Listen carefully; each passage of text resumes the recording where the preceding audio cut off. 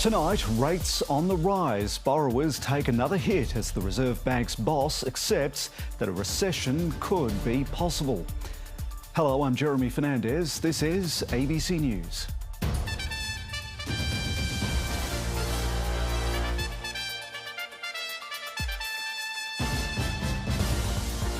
Panic at the pump. Retailers are forced to explain soaring petrol prices. Donald Trump takes aim at allies, urging action in the Strait of Hormuz. A push for harsher penalties in New South Wales following a wave of violent homophobic attacks. A DNA test and unexpected match reveals a decades-old IVF mix-up. And the Matildas gear up for a tough match against the defending champions in tonight's Asian Cup semi-final.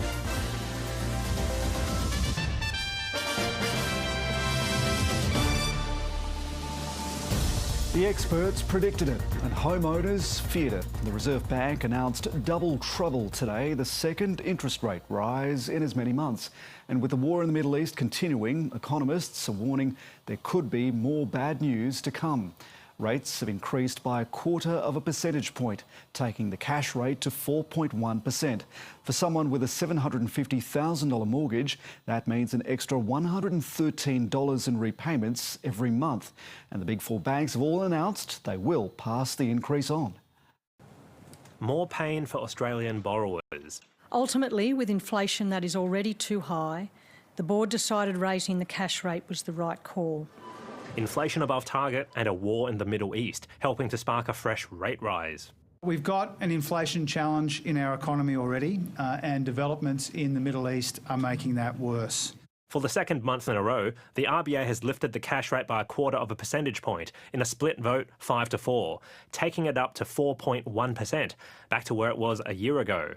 If lenders pass on the rate hike in full, homeowners with a $750,000 mortgage will see their minimum repayment rise by about $113 a month, which means they're now paying $226 more on their home loan since the RBA began lifting rates last month.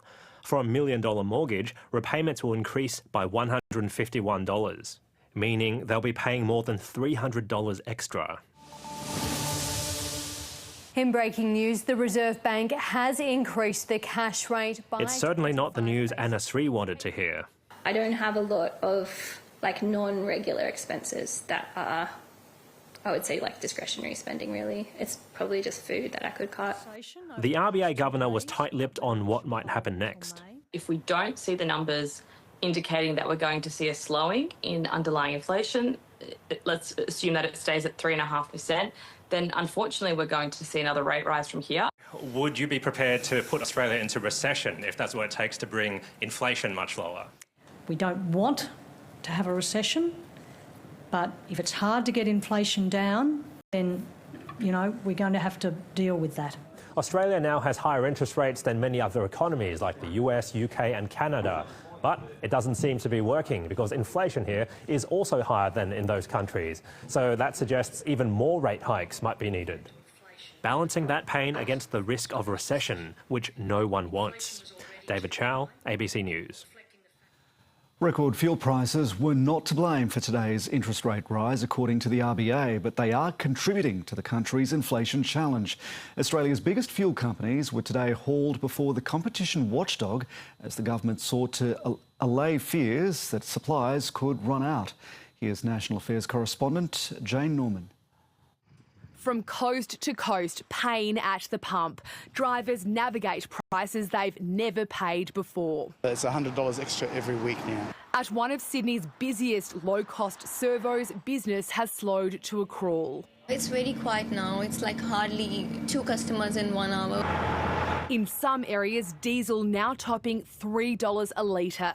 That's above the national average, according to the NRMA, which has unleaded hovering around $2.30. We are now where we expect to be. That is cold comfort to Australians looking at the price boards and seeing the most expensive prices they've ever had to pay for. Fuel companies today hauled before the competition watchdog to explain the rapid price spikes as the Treasurer moves to double fines for those found to be price gouging. They are on notice. The government is on alert, but seeking to hose down concerns fuel supplies could dry up. All companies say to me that they fully expect all deliveries all through March and well into April. That uncertainty fueling panic buying and creating shortages in regional areas. For now, rationing is off the table. Because we don't believe at this point that's what is the best solution. A good start is to make sure that Australian fuel isn't being exported. Ampol's Brisbane refinery currently exports the petrol it produces because it doesn't yet meet Australian standards. Last week, those standards were temporarily lowered to allow the fuel to flow into the domestic market. It's one of only 2 refineries left onshore, leaving Australia to import 90% of its liquid fuels. We must get back to drilling for oil and gas. The war in Iran has sparked a broader debate about how Australia can bolster its fuel security. But the government's focused on the immediate crisis and the huge challenges it presents for the economy. The Treasurer was already planning a tough budget with little room for new cost of living relief. For now, he's holding the line, knowing further spending would only worsen inflation. Jane Norman, ABC News, Canberra. And there'll be more on today's interest rate rise on 7:30 when Sarah Ferguson interviews the Treasurer, Jim Chalmers. Donald Trump has scolded America's allies who've rebuffed his request to help protect oil tankers in the Strait of Hormuz. Some of those countries are meanwhile warning Israel against a major ground offensive in Lebanon, arguing the humanitarian situation there is already alarming. ABC correspondent Catherine Diss reports from Machula near the Israel-Lebanon border. A wave of drone and rocket attacks on the American embassy in Baghdad. Air defence systems activated. A nearby hotel in the Iraqi capital also targeted. Hundreds of kilometres away, Iranian missiles are intercepted by Israeli forces. Shrapnel falling onto a home in the occupied East Jerusalem and in the Old City, home to holy sites. The Iranian regime is trying to create as much chaos as possible. Chaos in Iran too, as the US and Israel continue their assault. Search and rescue crews pulling survivors from the rubble in Tehran. There are no IRGC forces, no military personnel and no base here. All of these are homes. Iran is leveraging its ability to cause economic pain, with traffic through the Strait of Hormuz remaining mostly at a standstill. The US president is ramping up pressure on other nations to help protect oil tankers in the critical shipping lane, warning he could delay his upcoming trip to China and taking another swipe at NATO countries. Thank you very much. We don't need them, but it's interesting. I'm almost doing it in some cases, not because we need them, but because I want to find out how they react. We will not be drawn into the wider war. The wider war expanding again as Israel conducts what it's called a limited ground operation against the Iranian-backed Hezbollah in Lebanon. In Israel's north, the military build-up on this side of the border is clear. We're just hearing an air raid siren now. That's telling us to take shelter. So let's move. Okay. While it's too early to know whether this limited and targeted campaign will become a full-scale ground invasion, we are constantly hearing rounds of artillery being fired into Lebanese territory, and the Israeli government is reportedly undertaking a mass mobilisation campaign of 450,000 reservists. Cafe owner Miri Menashe hopes to be one of them. You keep your country safe, you fight for it. Eventually, you live in peace. The prospect of peace uncertain in an ever-escalating conflict. Catherine Diss, ABC News, Machula. The 2 players from the Iranian women's soccer team who chose to stay in Australia have been training with the Brisbane Raw A-League club. The women joined the team for a practice session as they adjust to their new lives. They're the only 2 members of Iran's team still in Australia after 4 of their fellow players and a team handler withdrew their bids for asylum. The Brisbane Raw shared images on social media, prompting one of the Iranian players to write, "Thank you for everything."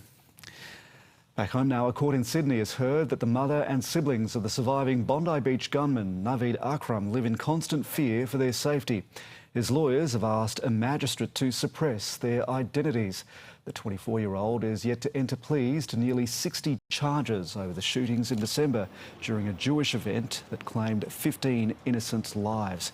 His lawyer has told a magistrate the gunman's relatives have received death threats, had pork chops thrown onto their driveway, and that they've had people banging on their front door at night. A lawyer representing media outlets, including the ABC, opposed the suppression and said the information is already public. A final decision will be handed down in about 2 weeks. Now, warning, this next report contains some graphic video. New offences and tougher penalties to combat hate crimes against LGBTQIA+ people have been introduced to the New South Wales Parliament. The crackdown comes after the ABC exposed a wave of homophobic violence, including attacks inspired by Islamic State. Lured with dating apps. You want to be gay? You want to be gay? Where's your phone? Where's your phone? Young men and teenagers bashed in Sydney's suburbs. His friends, they're all covered in black, all came and jumped me. Jump it. Stop! It's reminiscent of violence in decades past. We will not allow that in New South Wales in 2026. There'll be a new offence of luring someone under false pretences with the intent to commit violence, plus the expansion of so-called post and boast offences to cover serious assaults and robberies, so offenders face an extra 2 years jail on top of the base penalty. Sentencing reforms will make it easier to prove offences are motivated by hate, so perpetrators can be punished accordingly. One is that this sort of hate is prevalent and needs to be stamped out, but secondly, it's probably only the tip of the iceberg. Maximum penalties for inciting violence will increase from 3 to 5 years and up to 7 years if it results in physical violence. But as of last month, this offence has never been used for attacks based on sexual orientation or gender identity. I would say it's a failure probably in education of frontline police officers. Former Judge John Sacker has made recommendations on whether the crime of racial hate speech should be expanded to protect LGBTQIA+ people and other vulnerable groups. But the government has sat on his report since November. Well, we haven't made a decision about it yet. The report's with Cabinet. We do need broader incitement of hatred laws. A push to criminalise speech, which advocates say begets violence. Alexander Lewis, ABC News, Sydney. An Islamic school in southern New South Wales is at risk of being deregistered if it fails to sack its principal after his social media posts sparked outrage. Comments posted online by Sheikh Abdul Ghani Al-Bafs about Zionism attracted accusations of anti-Semitism. It triggered an investigation by the New South Wales Education Standards Authority, which found him unfit for the role of principal and called his behaviour hateful. He's been temporarily stood down from his role but has started legal proceedings against the findings. The matter will be heard in the New South Wales Supreme Court next week.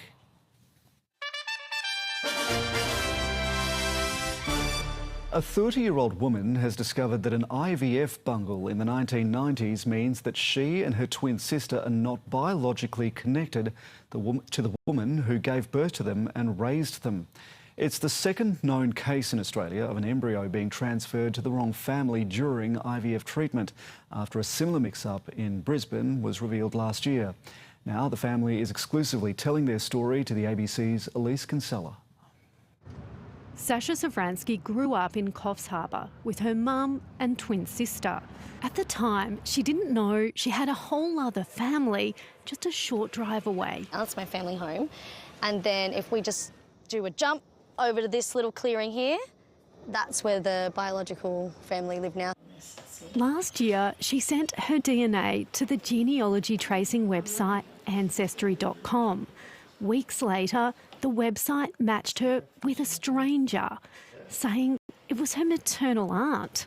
Together, the pair uncovered a life-altering error. Sasha Safransky and her twin sister were the biological children of a couple they'd never met. That's really when it started to sink in, perhaps something's gone awry. She and her twin sister then told their mother, who birthed and raised them. They just sort of said, there was a mix-up, Mum.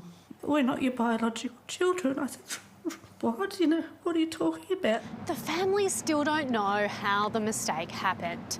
Penny Safransky's embryo transfer was at Royal North Shore Hospital in 1995.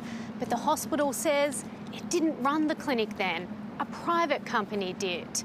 It was sold in the early 2000s, and that company was later acquired by Virtus Health, which also denies responsibility. Has anyone apologised to you? No, because no one's owning up, no one's accepting responsibility for us. What do you want our politicians and regulators who oversee IVF to know? I want them to see the stakes of what happens when there's a mistake. I think IVF is just incredible. I wouldn't be here without it, but you just have to get it right. And you can see more of that exclusive ABC story with Sasha and Penny on tonight's 7:30 on ABC TV and ABC iView. The Danish royals have continued their whirlwind tour of Australia with a packed day of events in Melbourne. The King and Queen met with leaders and businesses focused on a green future and finished by testing their skills at an Aussie Rules clinic at the MCG. Australia's famous sport on Melbourne's famous ground was no match for a Tasmanian-born queen as the Danish royal couple trod the hallowed turf of the MCG, rubbing shoulders with Hawthorn stars. But it wasn't always easy to stay on target. Before the kids showed the Queen how it was done. Melbourne had a Viking flavour to welcome King Frederick and Queen Mary as they signed their names into history on their first visit to Victoria in over a decade.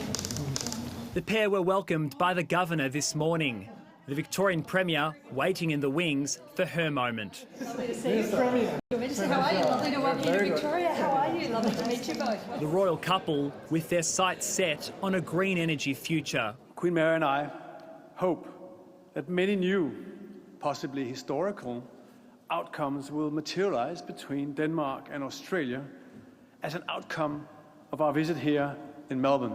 The Queen also reflected on her past life in the city. I lived here for 3 years and a lot's changed since there, but there's one thing that's still there and that's the pram pool. The royal couple used today's visit to speak with local and Danish business leaders, fostering the connection between the two countries with a special focus on sustainability and technology. Partnering across borders for a green, secure and sustainable tomorrow is a central objective of this visit. The couple will spend one more day in Melbourne tomorrow before heading to the island state for a homecoming fit for a queen. Costa Haritos, ABC News, Melbourne. Let's take a look at finance now with Alan Kohler. Usually when interest rates go up, you'd expect the currency to go higher and the share market to fall. But that's not what happened today. At 2:30, the Australian dollar fell and the All Ordinaries on the share market went up, then went down, then went up again. Traders were on an emotional roller coaster. So why did that happen? Well, maybe because the vote was a close call. 4 of the 9 members of the Monetary Policy Board voted to leave rates on hold, but were outvoted by the other 5. Who voted what we don't know. But I would note that the board consists of 5 full-time economists with either PhDs or master's degrees, including the Governor and the Deputy Governor, plus 3 business people and the Treasury Secretary. That's 4. Now, whoever the 4 were who voted against a hike, maybe they had in mind that this would actually be the 3rd one this year. The second one being the increase in petrol prices since February the 28th, which has added the equivalent of about 80% of a rate hike to family outgoings. And unsurprisingly, consumer sentiment is now tanking. So the question is, are we miserable enough yet? Beleaguered borrowers only need one of the voters on the board to flip for the May decision to be a hold. And in fact, because of that, the market has now reduced the odds of a May hike from 100% to 36%. The Aussie dollar is changing hands for about the same as it was last night. The price of Brent crude oil is back above $100 a barrel, up 3%. Global share markets went up today, led by a solid gain in New York last night, so markets are pretty sure that the war in Iran and the closure of the Persian Gulf won't go on for much longer. And the local share market went up a bit thanks to gains by banks and miners. And that's finance.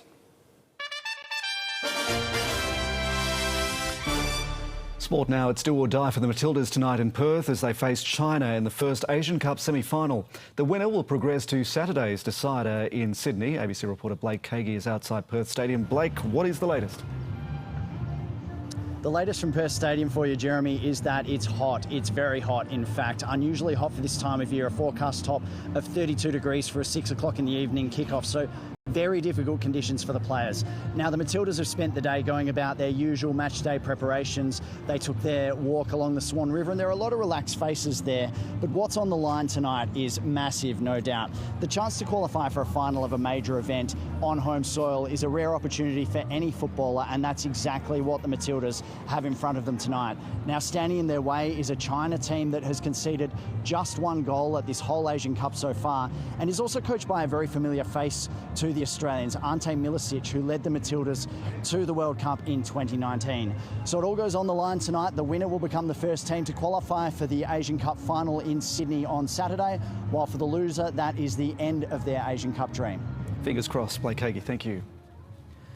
The NRL is celebrating Multicultural Round this week with 66 national backgrounds represented across the game. Sam Yeoman reports. Looking here for me, thank you. For Penrith winger Casey McLean, this week is a chance to celebrate his Māori and Chinese heritage. It means a lot, I suppose.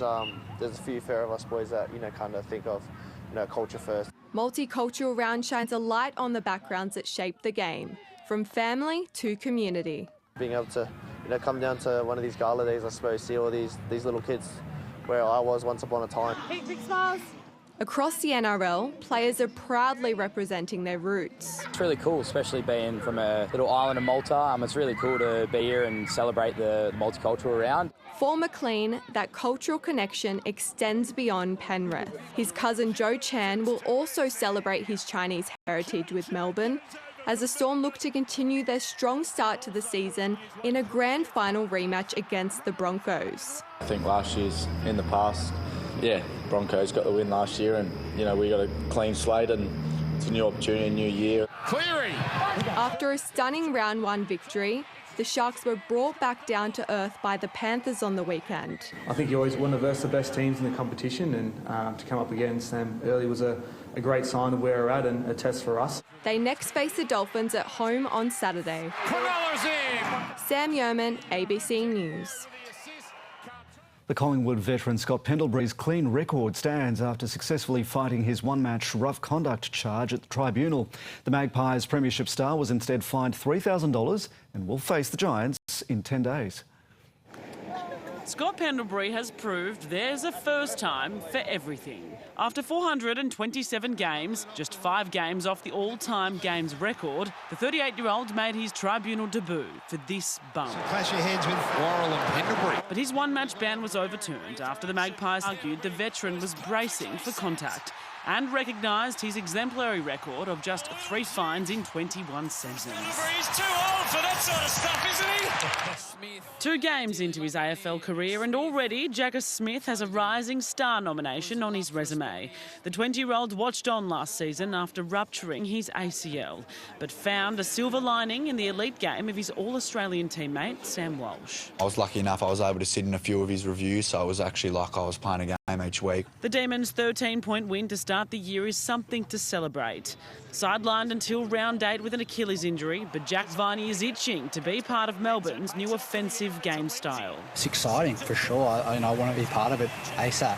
You can train it for months amongst yourselves, but until you really come up against competition, you're not sure how you're going to shape up. Irish star Zach Tui helped the Demons celebrate the return of Jim's game, the round 6 clash dedicated to Irish player Jim Stynes, and now wants to see the International Rules Series back on the calendar. Unless there's some logistical issue that I'm not aware of, I can't see why you wouldn't bring a men's and women's series back in tandem. Meanwhile, Essendon won't panic just yet, refusing to sound the alarm despite a 62-point round 1 loss to Hawthorn. It's not throwing everything out right now. There's an element of they were very good versus us, and some of the mistakes are, maybe a little bit of opening night nerves.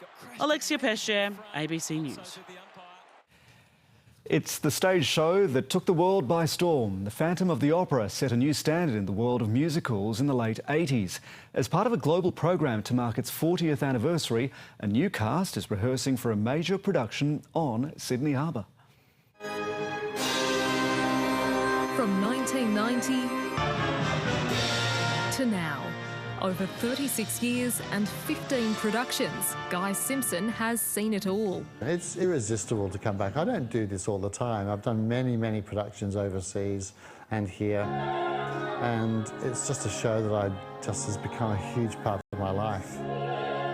He's now leading the cast through a show on a floating stage, 4 times larger than what many are familiar with. In the beginning, it felt like you were kind of running a 400-metre track event around the edge of the stage. I'm under the stage with a screen of the conductor for the cast, and so communication is difficult, but we build that up over the next couple of weeks as we rehearse on site.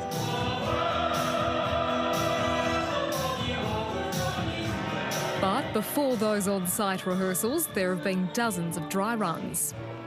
Up until this point, the singers and the orchestra have been practicing their parts separately. But in this rehearsal, known as the Sitzprobe, they're running through the whole show together for the first time. It's an epic sound in the room. It's a very emotional day. Back in the 90s, we had no idea that it was going to become this. For us, it was just the next job, the next show. Decades later, it's still going strong. A peek behind the curtain as this show comes to life. Rhiannon Solomon-Marin, ABC News, Sydney. It's going to be good. Let's take a look at the weather now. And Tom, the risk of flash flooding is developing overnight around Sydney. Yeah, Jeremy, there's the chance that a band of thunderstorms will develop just after midnight from the Illawarra to the Central Coast. Now, these storms could be slow-moving and severe, possibly leading to areas of heavy rain. The storms are most likely in the morning hours, although they may linger into the afternoon. However, it's also possible that the thunderstorms remain just offshore and we see nothing more than the odd shower. And tomorrow's rain kicks off a prolonged spell of showery and thundery weather for the state. Most areas impacted tomorrow, then contracting to the east from Thursday, where showery weather and the odd storm will continue into the weekend. Ahead of the rain, today was cloudy in Sydney with warm northwesterly winds. The city's low of 20 was 2 above the average, while the high of 31 was 6 above, warmest day in 3 weeks. Most of the suburbs also hit 31 before a subtly changed drop temperatures just a few degrees from mid-afternoon. Last night was again warm under the cover of cloud, a very mild 24 degrees in Cobar and Burke. Maximums were variable. It was warm in the east, 33 in Newcastle was 9 above the average, while thicker cloud kept the west cool, just 23 in Broken Hill. On the satellite, well, we can see that cloud cover. It's a massive thick cloud across the interior, all thanks to a tropical low. Maree, which is near Katai Thunder Lake Air, has been drenched by its heaviest rain in 41 years, 119 millimetres in just 24 hours. And on the chart tomorrow, that low will track slightly east before weakening and cause areas of heavy rain in the state's northwest, while Cyclone Narelle is on a path towards the North Queensland coast. Around the country, a shower or two ahead for Canberra and Brisbane. Showers are also possible in the Alice and Cairns. For the northeast tomorrow, partly cloudy for the north coast in the eastern ranges with just a small risk of a light shower. Showers are slightly more likely for the Hunter with the chance of thunderstorms for the lower Hunter. For the southeast, a high chance of showers and a possible storm for the Illawarra, grading to just the slight risk of a shower for the south coast. There's the medium chance of showers and a possible storm for most of the ranges. To the west, well, further much-needed drought relief for some areas. Flash flooding is possible in the far northwest. There's a high chance of rain and storms for the lower western, and there's a chance of showers for the slopes and plains, more likely for the south. On the waters, relatively light winds, just 15 knots, and flat seas of only 1 metre. Sydney's water temperature very warm at 24, and the city can expect a cloudy and cooler day, high chance of showers, possible thunderstorms, more likely early, possible severe storms, but there's a wide range of scenarios for the totals, anything from nothing to 50 millimetres. 21 to 26 for the city, highs of 25 to 26 across the west. The sun will rise at 6:55 and set at 11 minutes past 7. And ahead for Sydney, a showery and stormy looking week. Showers and a possible storm Thursday and 26. Showers and storms again Friday, 27. Then 26 with showers and the chance of a storm Saturday ahead of further showers between Sunday and Tuesday. And for the west, a shower or two on 26 Wednesday, showers and storms Thursday 26th, and 27 shower or two, possible storm Friday, followed by further showers as we move into the weekend. Looks like they'll perhaps ease early next week. Jeremy. Tom, thank you. That is the latest from the ABC News team. Thanks for your company. Sarah Ferguson is coming up next for you live with the Treasurer, Jim Chalmers, next on 7:30.